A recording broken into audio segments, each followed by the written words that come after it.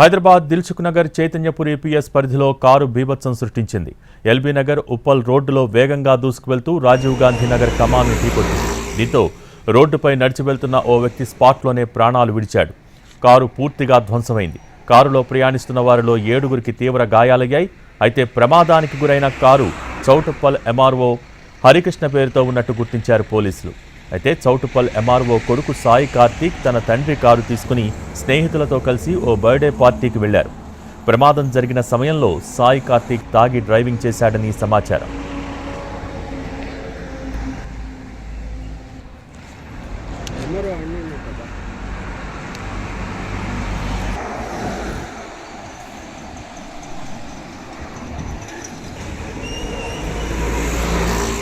Hyderabad Dilsukh Nagar Chaitanyapuri PS పరిధిలో car బీభత్సం సృష్టించింది.